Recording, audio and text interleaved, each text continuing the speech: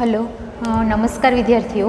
ધોરણ 11 સમાજશાસ્ત્રમાં chapter number 6 છે, જે આપણે સામાજિક સંસ્થાઓ વિશે અભ્યાસ કરતા હતા, એમાં આગળ કન્ટિન્યુ મુદ્દામાં છે એ ચર્ચા આપણે કરવાની છે.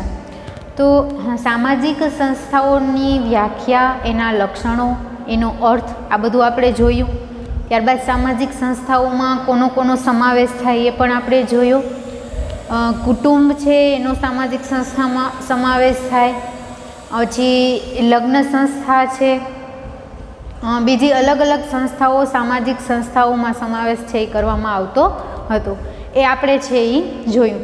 ત્યારબાદ આપણે કુટુંબનો અર્થ છે, વ્યાખ્યા છે અને લક્ષણો છે એ આપણે જોયા કે કેવા કેવા લક્ષણો છે એ ધરાવે છે. તો લગ્ન પ્રથા બધેમાં કેવી હોય, અલગ અલગ. સહનિવાસ કેવો હોય, વંશાવલી કેવા હોય, આર્થિક સહભાગીપણું છે એ કેવું હોય, આ બધા કુટુંબના લક્ષણો આપેલા હતા. બરાબર. વંશાવલી કેવી હોય, અલગ અલગ હોય. લગ્ન પ્રથા પણ અલગ અલગ હોય. સહનિવાસ પણ અલગ અલગ હોય. આ બધા કે આર્થિક સહભાગીપણું કે કુટુંબમાં છે એ બાળકને આર્થિક સ્થિતિમાં છે એ મદદરૂપ કરવા. બરાબર. એનો ઉછેર છે એ કેવી રીતે કરવો અને આર્થિક સ્થિતિમાં એને સપોર્ટ છે એ કેવી રીતે કરવામાં આવે, આ આર્થિક સહભાગીપણામાં આપેલું હતું. હવે આજે આપણે છે એ કુટુંબના પ્રકારો આપેલા છે, એ પણ આપણે માળખા સ્વરૂપે જોયા હતા, પણ આજે આપણે એને છે એ સમજવાના છે. બરાબર. તો જોઈ લઈએ આપણે કુટુંબના પ્રકારો કેટલા આપેલા છે. તો આપણે એમાં મુખ્ય 4 આપ્યા હતા. કુટુંબના પ્રકારો કેટલા આપ્યા હતા? મુખ્ય 4 પ્રકાર હતા. કયા કયા? તો કે એક વંશને આધારે, પછી સત્તાને આધારે, ત્રીજું સ્થાનને આધારે,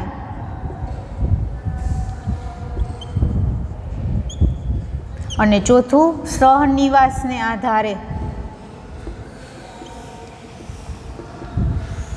આ કેટલા પ્રકાર? મુખ્ય 4 પ્રકારો છે એ કુટુંબના આપેલા હતા આપણે. બરાબર. હવે આ ચારેના પેટા પ્રકારો આપણને 2 આપેલા હતા. કેવા? તો કે વંશને આધારે છે 2 પ્રકાર છે એ પાડેલા હતા. કેવા 2? તો કે એક આપ્યું છે આપણને માતૃવંશી, અને બીજું આપેલું છે આપણે પિતૃવંશી. આ 2 પ્રકાર છે એ કોના છે? તો કે આ બે પ્રકાર છે એ વંશને આધારે આપવામાં આવ્યા. એવી જ રીતે સત્તાને આધારે આપેલા છે. એ પણ કેવા? તો કે 2 પેટા પ્રકાર. કયા કયા? તો કે એક છે માતૃસત્તાક, અને બીજું આપેલું છે પિતૃસત્તાક. આ 2 પેટા પ્રકાર છે. ત્યારબાદ આપણે ત્રીજાના પેટા પ્રકાર પણ કેટલા હતા? 2 આપેલા હતા. કયા કયા? માતૃસ્થાની અને બીજું પિતૃસ્થાની. આ 2 પેટા પ્રકાર એના આપેલા હતા.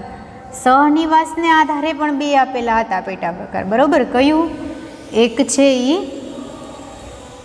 સંયુક્ત કુટુંબ,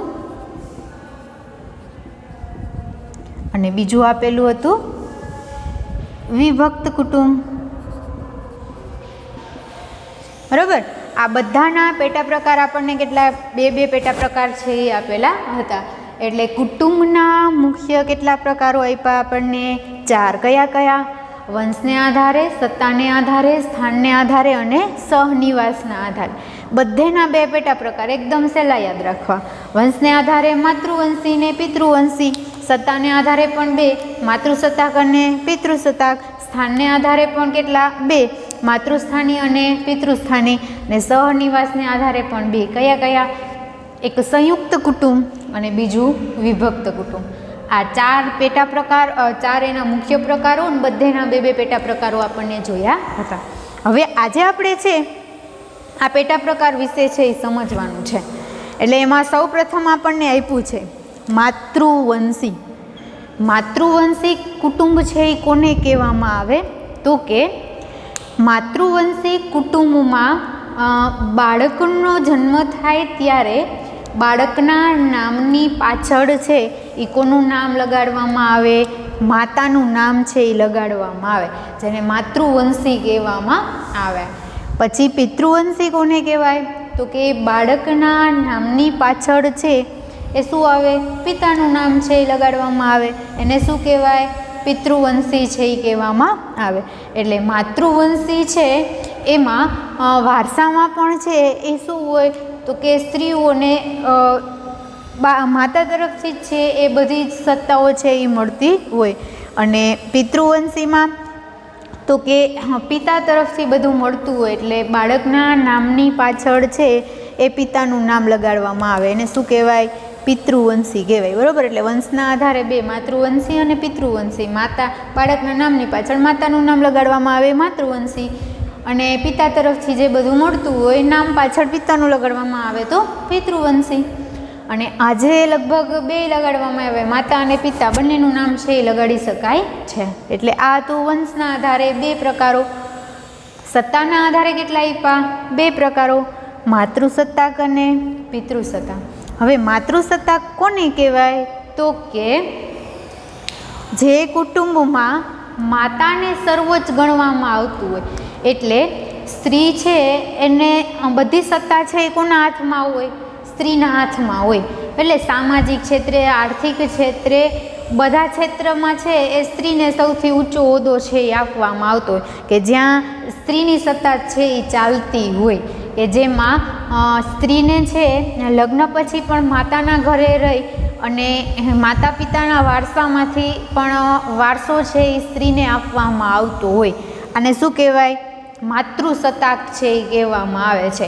અને વારસદાર તરીકે પણ, માતાના વારસદાર તરીકે પણ સ્ત્રીને જ છે એ રાખવામાં આવે. આ માતૃસત્તાક કહેવામાં આવે. એટલે માતૃસત્તાક કુટુંબમાં શું હોય? તો કે જ્યાં સર્વોચ્ચ કુટુંબના વડા તરીકે કોણ હોય? માતા, સ્ત્રી હોય. અને સર્વોચ્ચ સત્તા પણ કોની પાસે હોય? માતા પાસે. સામાજિક બાબત, આર્થિક બાબત, બધા જ ક્ષેત્રમાં છે એ સર્વોચ્ચ ઊંચો હોદ્દો છે એ કોણ ધરાવતું હોય? માતા, સ્ત્રી ધરાવતી હોય. એ માતૃસત્તાક કહેવામાં આવે. કે જ્યાં લગ્ન પછી પણ શું થાય? તો કે માતાના ઘરે પતિને રહેવા આવવાનું હોય. અને સ્ત્રીને વારસા અને મિલકતમાં બધામાં છે એ સ્ત્રીને જ ભાગ મળતો હોય. અને શું કહે છે? સંતાન તરીકે, એટલે કે વારસામાં વારસદાર તરીકે પણ કોનું નામ લખવામાં આવે? સ્ત્રીનું નામ લખવામાં આવે, જેને શું કહેવાય? માતૃસત્તાક છે એ કહેવામાં આવે છે. પિતૃસત્તાક કોને કહેવાય?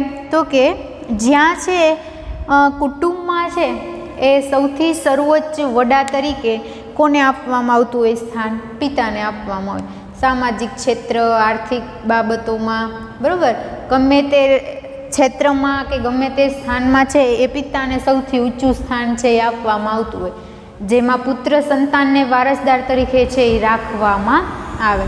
જો પુત્ર સંતાન ન હોય તો કોઈ એના રક્ત સંબંધી કોઈ એવા હોય કે જેના પાસેથી છે એ દત્તક લઈ શકાય છે. આને શું કહેવાય? પિતૃસત્તાક છે એ કહેવામાં આવે છે.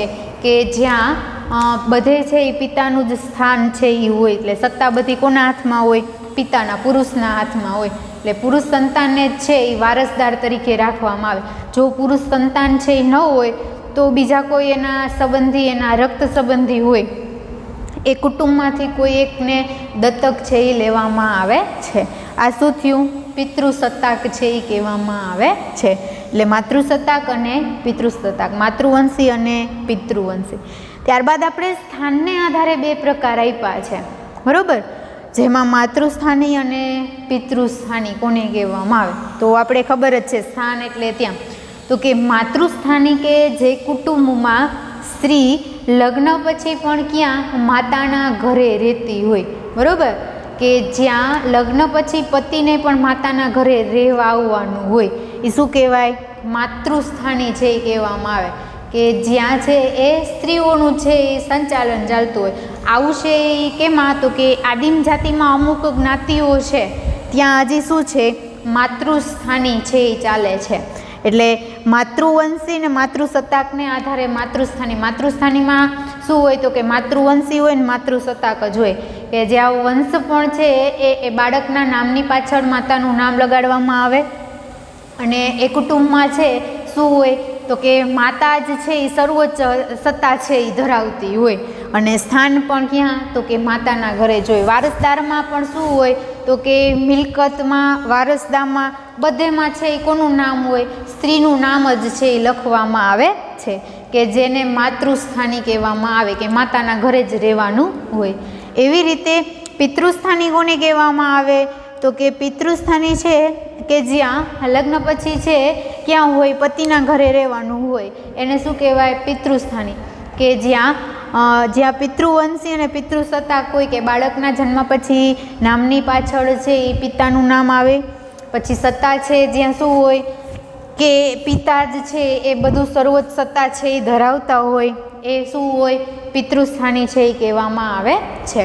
એટલે સત્તાને આધારે પણ બે પેટા પ્રકાર આપ્યા, માતૃસત્તા સ્થાની અને પિતૃસ્થાની. કે જ્યાં માતાના ઘરે રહેવાનું હોય એ માતૃસ્થાની, ને પિતૃ એટલે કે જ્યાં પતિના ઘરે રહેવાનું હોય એ પિતૃસ્થાની. ત્યારબાદ છે એ સહનિવાસને આધારે બે પેટા પ્રકાર આપ્યા. કયા કયા તો પહેલું આપ્યું છે આપણે સંયુક્ત કુટુંબ અને વિભક્ત કુટુંબ. હવે સંયુક્ત કુટુંબ કોને કહેવાય તો એ આપણે ખબર છે, બરાબર. એક કરતાં વધારે એટલે કે બે પેઢીઓ જ્યારે હારે રહેતા હોય સહભાગી, ત્યારે એને શું કહેવાય સંયુક્ત કુટુંબ છે એ કહેવામાં આવે છે, કે એક કરતાં વધારે પેઢી છે એમાં રહેતી હોય. અને સંયુક્ત કુટુંબ છે એમાં એકબીજાને સપોર્ટ માટેની આર્થિક સ્થિતિ, સામાજિક બાબત, કોઈ પણ બાબત હોય એમાં સપોર્ટ છે એ સૌથી વધારે કેમાં મળતો હોય, સંયુક્ત કુટુંબમાં છે એ મળતો હોય. એટલે સંયુક્ત કુટુંબમાં કુટુંબવાદી અને પ્રભાવી છે એ જોવા મળે છે, બરાબર. કે જેમાં છે બાળકને શીખવાડવામાં આવે કે સંયુક્ત કુટુંબમાં કેવી રીતે છે એ આર્થિક સપોર્ટ છે એ મળી શકે. તો આ સહનિવાસને આધારે છે એ સંયુક્ત કુટુંબ અને બીજું વિભક્ત કુટુંબ. તો જોઈએ આગળ શું કહીએ. એટલે સંયુક્ત કુટુંબમાં શું કહેતા હતા તો કે સંયુક્ત કુટુંબમાં છે એ બે કે વધારે પેઢી છે એ એકી સાથે છે રહેતા હોય, બરાબર. એક જ નિવાસ સ્થાને રહેતા હોય, એક જ રસોડે શું કરતા હોય, જમતા હોય, અને બધેની મિલકત કેવી હોય, સહભાગી હોય, કે જેમાં કોઈ માતા કે પિતા છે એ આખા કુટુંબનું શું કરતા હોય, સંચાલન છે એ કરતા હોય છે. અને સંયુક્ત કુટુંબમાં છે એ કોણ કેન્દ્ર સ્થાને હોય તો કે કુટુંબવાદી છે એ કેન્દ્ર સ્થાને હોય, બરાબર. કેમ તો કે કુટુંબમાં છે આ સંયુક્ત કુટુંબ છે એટલે કુટુંબવાદ છે એ કેન્દ્ર સ્થાને હોય, બરાબર. કેમ તો કે એ સંયુક્ત કુટુંબમાં બધા રહે છે. એટલે સંયુક્ત કુટુંબમાં છે એ અપંગ છે, કોઈ વિધવા છે, આવા બધાને સામાજિક સપોર્ટ છે એ શું વધારે છે એ મળતો હોય છે. એટલે સંયુક્ત કુટુંબમાં આવી રીતે બધા રહેતા હોય, એ આપણે ખબર જ છે કે બધા છે એ એકી હારે એ બે પેઢી રહેતી હોય, એકી જ નિવાસ સ્થાને રહેતા હોય, એક જ રસોડામાં બધા હારે જમતા હોય, બધી મિલકતો બધી શું હોય ભેગી હોય, સંચાલન કોઈ એક કરતું હોય, કાં માતા કે કાં પિતા. આવી રીતે છે એ શું થાય તો કે એમાં કુટુંબવાદ છે એ કેન્દ્ર સ્થાને હોય છે. હવે વિભક્ત કુટુંબ કોને કહેવામાં આવે તો કે વિભક્ત કુટુંબ છે એ કેવું હોય, એમાં વ્યક્તિવાદ હોય ને એ કેન્દ્ર સ્થાને હોય. શું હોય તો કે વ્યક્તિવાદ આ છે એ કેન્દ્ર સ્થાને હોય. કેમ તો કે ખબર જ છે વિભક્ત એટલે અલગ, કે જેમાં પતિ પત્ની અને એના અપરિણીત સંતાનો રહેતા હોય, એ કેવું કુટુંબ, વિભક્ત કુટુંબ છે એ કહેવામાં આવે છે. કે જ્યાં વ્યક્તિવાદને વધારે મહત્ત્વ આપવામાં આવે, કે જ્યાં સ્ત્રીઓને બાળકોને છે એ વધારે સ્વતંત્રતા છે એ આપવામાં આવે. એટલે કોઈ સમૂહના નિર્ણયો લેવામાં છે એ કાંઈ પ્રશ્ન ઊભો થતો નથી. મોટા ભાગે છે એ કેવું હોય તો કે એકબીજાને પૂછીને જ બધા નિર્ણયો છે એ લેવાતા હોય છે. કેમાં? વિભક્ત કુટુંબમાં, કે જેમાં વ્યક્તિવાદ છે એ શું હોય? કેન્દ્ર સ્થાને હોય. કેમ? તો કે એ વ્યક્તિ અલગ અલગ જ હોય અને આમાં શું હોય? કુટુંબવાદ છે એ કેન્દ્ર સ્થાને હોય. બધું કુટુંબ છે એ સહભાગી હોય એટલે. અને વિભક્ત કુટુંબમાં શું હોય? બધા અલગ અલગ હોય. ત્યાં છે એ સ્વતંત્ર નિર્ણય બધા લેવાતા હોવાથી સ્ત્રી અને બાળકોને કોઈ પ્રશ્ન બીજા ઊભા થતા નથી. અને સહિયારા નિર્ણયો બધા લેવાતા હોવાથી બીજા કંઈ પ્રશ્ન પણ ઊભા થતા નથી. હવે 2011ની વસ્તી ગણતરી પ્રમાણે સંયુક્ત કુટુંબ અને વિભક્ત કુટુંબ છે એના પર્સન્ટેજ છે એ આપણને આપ્યા છે. તો કેટલા આપ્યા છે? તો કે 2011ની ગણતરી પ્રમાણે સંયુક્ત કુટુંબ કેટલું આપ્યું છે? તો કે સંયુક્ત કુટુંબ એ 19% છે એ આપેલું છે. કેટલું? 19%, ખાલી 19%. અને વિભક્ત કુટુંબ છે ને કેટલા ટકા? 81% છે એ આપેલું છે. બરાબર. 2011ની ગણતરી પ્રમાણે સંયુક્ત કુટુંબની સંખ્યા અને વિભક્ત કુટુંબની સંખ્યા આપેલી છે. સંયુક્ત કુટુંબ છે એની સંખ્યા કેટલી? 19% અને વિભક્ત કુટુંબની સંખ્યા છે એ કેટલી? 81%. હવે આગળ એવું કહે છે કે દક્ષિણના 4 રાજ્યો તમામ કેવા? સંયુક્ત કુટુંબના કેટલા ટકા? 10% છે એ ધરાવે છે. કે દક્ષિણના તમામ 4 જે રાજ્યો આપ્યા છે એમાં સંયુક્ત કુટુંબ કેટલા ટકા છે? 10% જ આપેલું છે. એટલે આ સંયુક્ત કુટુંબ અને વિભક્ત કુટુંબ છે એ આપેલું હતું 2011ની ગણતરી પ્રમાણે. એટલે અત્યારે તો લગભગ છે સંયુક્ત કુટુંબ છે એ કેટલા? થોડાક ટકા જ રહ્યો છે. નહીંતર 100% વિભક્ત કુટુંબ છે એ થઈ ગયું હશે. બરાબર. 10 વર્ષે ગણતરી થાય તો પછીની ગણતરીમાં કદાચ હાવ ઓછા પર્સન્ટેજ પણ થઈ ગયેલું હશે. એટલે આ હતા કુટુંબના પ્રકારો છે એ આપેલા. હવે પછી આપણે કુટુંબને કેવા કેવા કાર્યો છે એ કરવાના હોય એ આપેલું છે. પછી જોઈએ. પહેલાં એકવાર ફરીથી આપણે કુટુંબના પ્રકારો છે એ જોઈ લઈએ. એટલે આજના કુટુંબના પ્રકાર છે એ શું થાય? પૂર્ણ કરવામાં આવે. મુખ્ય કેટલા પ્રકાર આપ્યા? 4 પ્રકાર. કયા કયા? વંશને આધારે, સત્તાને આધારે, સ્થાનને આધારે અને સહનિવાસને આધારે. 4 પ્રકારો. ચારેયના પેટા પ્રકાર કેટલા? 2. માતૃવંશી, પિતૃવંશી. માતૃસત્તાક, પિતૃસત્તાક, માતૃસ્થાની, પિતૃસ્થાની. સંયુક્ત કુટુંબ અને વિભક્ત કુટુંબ. બરાબર. કોને કહેવાય માતૃવંશી? તો કે જ્યાં છે એ બાળકના નામની પાછળ છે કોનું નામ? સ્ત્રીનું નામ છે, માતાનું નામ છે એ લગાડવામાં આવે. જેને શું કહેવાય? માતૃવંશી છે એ કહેવામાં આવે છે. પિતૃવંશી કોને કહેવાય? તો કે જેમાં બાળકના નામની પાછળ શું લગાડવામાં આવે? પિતાનું નામ. એને શું કહેવાય? પિતૃવંશી. સત્તાક એટલે જ્યાં માતાની સત્તા ચાલતી હોય. સર્વોચ્ચ સત્તા બધી કોના નામે હોય? માતાના નામે. સામાજિક બાબત, આર્થિક ક્ષેત્રે, રાજકીય ક્ષેત્રે, બધે ટૂંકમાં બધા ક્ષેત્રમાં માતાની સત્તા સર્વોચ્ચ હોય. અને લગ્ન પછી પણ છે એ શું હોય?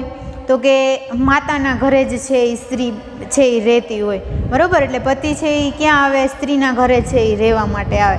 જેમાં વારસદાર તરીકે પણ શું હોય? સ્ત્રીનું નામ હોય. મિલકતમાં પણ છે એ સ્ત્રી છે એનો જ ભાગ છે એ લેવામાં આવે. બરાબર. એટલે જ્યાં માતાનું જ બધી સત્તા છે એ ચાલતી હોય. અને અમુક એવા વિસ્તાર છે કે જે આદિમ જાતિની 2-3 જ્ઞાતિઓ એવી આપી કે જ્યાં શું છે? માતૃસત્તાક છે એ ચાલે છે. બરાબર.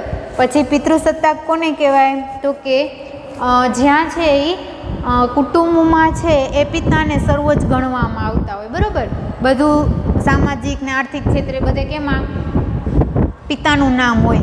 જ્યાં બાળકના નામની પાછળ પછી વારસદારમાં વંશ તરીકે પણ શું હોય?